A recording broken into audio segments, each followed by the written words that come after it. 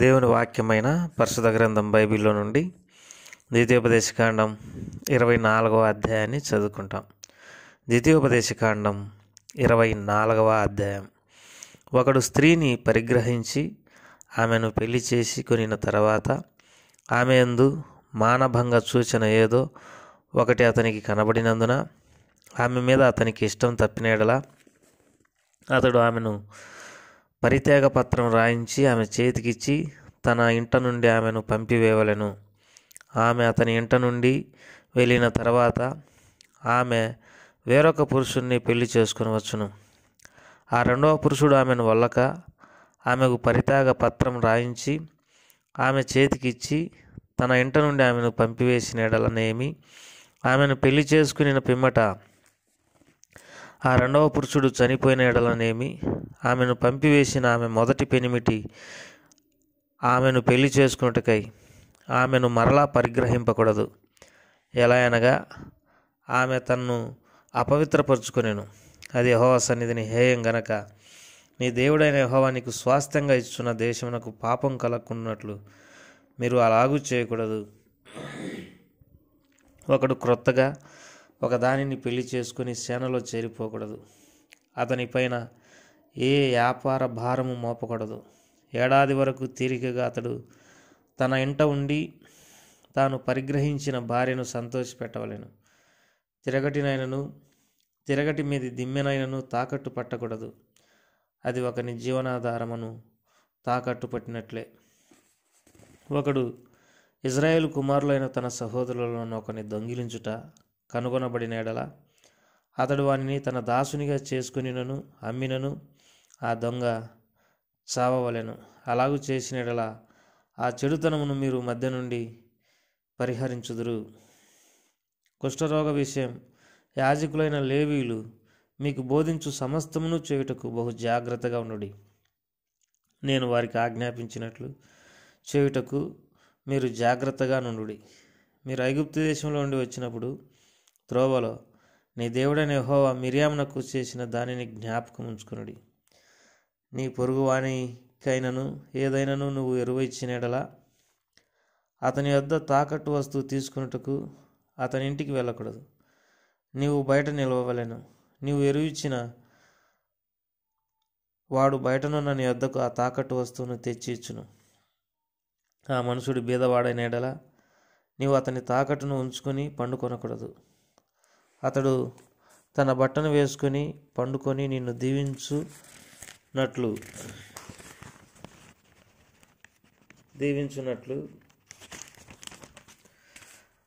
సూర్యుడు అస్తమించబడినప్పుడు నిశ్చయముగా ఆ తాకట్టు వస్తువును అతనికి మరలా అప్పగింపవలెను.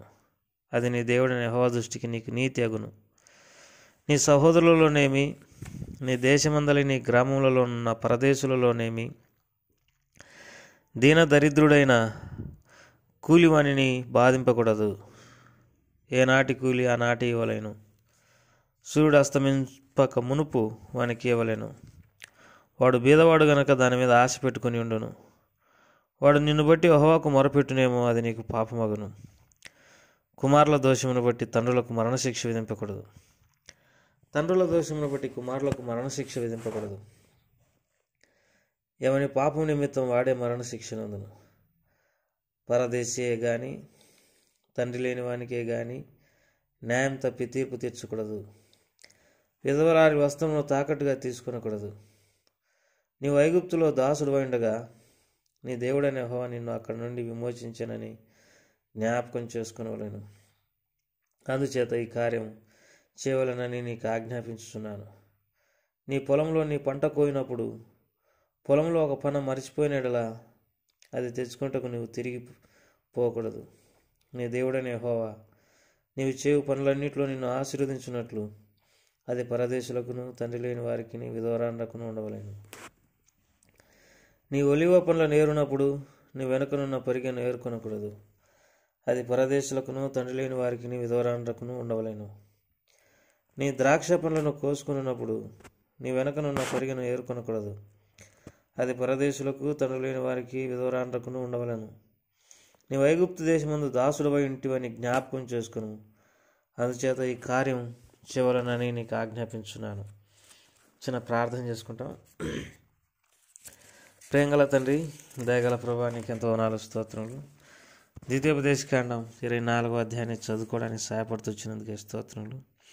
నీ వాక్యాన్ని మేము ధ్యానించడానికి సహాయపడుతున్నాండి. మాకు ఆశీర్వాదకరంగా ఈ మాటలు ఉన్నట్లుగా సహాయపడమని యేసు వారి నామం పేరట స్తుతించి ప్రార్థించి వేడుకుంటున్నాం తండ్రి. ఆమేన్. ద్వితీయోపదేశకాండం 24వ అధ్యాయాన్ని చదువుకున్నాం.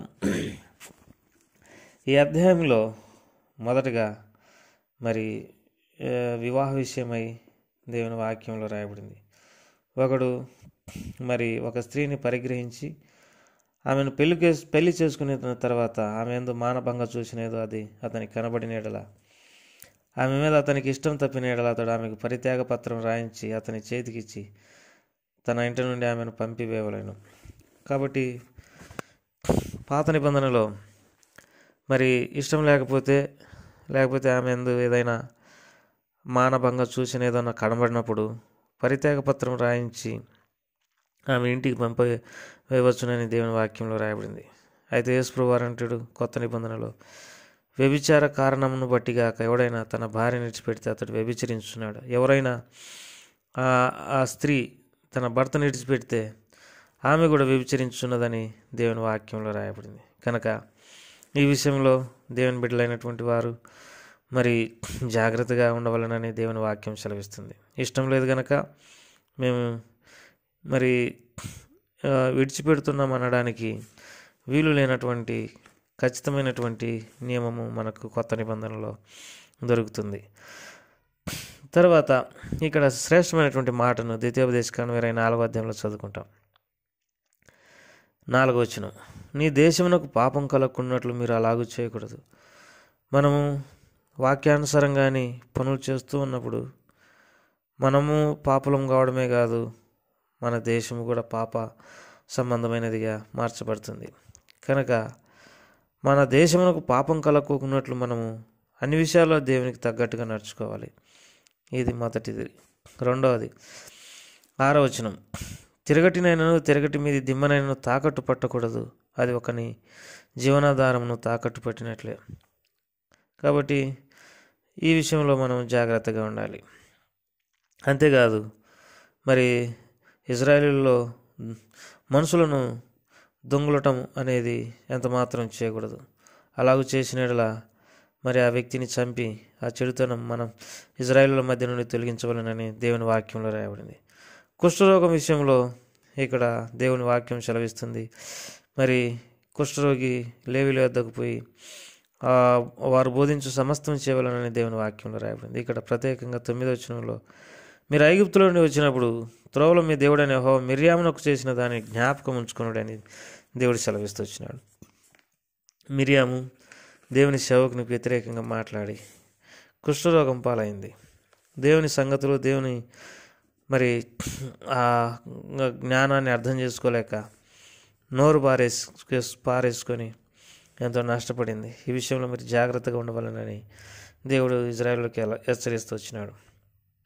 తర్వాత మరి ఎరువు ఇచ్చినటువంటి వస్తువు అది మరి ఎవరైనా ఒకడు ఎరువు ఇచ్చినప్పుడు బయట ఉండి అడగాలి. అంతేగాని మరి అతన్ని బలవంత పెట్టకూడదు. వస్త్రం అయితే దేవుని వాక్యంలో రాయబడింది 12వ వచనంలో, ఆ మనుషుడు బీదవాడైన యెడల నీవు అతన్ని తాకట్టు ఉంచుకొని పండుకొనకూడదు. అతడు తన బట్టను వేసుకొని పండుకొని నిన్ను దీవించినట్లు మరి సూర్యుడు అస్తమించినప్పుడు నిశ్చయముగా తాకట్టు వస్తువు అతనికి మరలా అప్పగించవలేను. ఇది ఒక విధానం.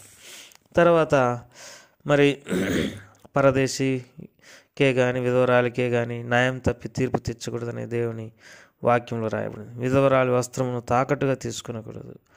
కాబట్టి మనం ఈ శ్రేష్టమైనటువంటి వాక్యాలను అనుసరించాల్సినటువంటి వారమై ఉంటున్నాం. పొలంలో నీ పంట కోయినప్పుడు పొలంలో ఒక పన మర్చిపోయినలా తెచ్చుకున్నట్టుకు నువ్వు తిరిగిపోకూడదు. నీ దేవుడైన యెహోవా నీవు చేయు ప్రయత్నములన్నింటిలో నిన్ను ఆశీర్వదించినట్లు పరదేశులకు, తండ్రి లేని వారికి, విధవరానులకు ఉండవలెను. కాబట్టి దేవుడు ఎన్నెన్నో విషయాలు తాము దీవించబడ్డానికి ఇజ్రాయేలులకు తెలియజేస్తూ వచ్చినాడు. మనం కూడా ఈ వాక్య భాగాలను అనుసరించి దీవించబడినట్లుగా ప్రభు సహాయపడును గాక. ప్రేంగల తండ్రి, ఈ మాటలన్నీ మా కొరకై దీవించి ఆశీర్వదించమని యేసు ప్రభువారి నామమున స్తుతించి ప్రార్థించి వేడుకుంటున్నాం తండ్రి. ఆమేన్.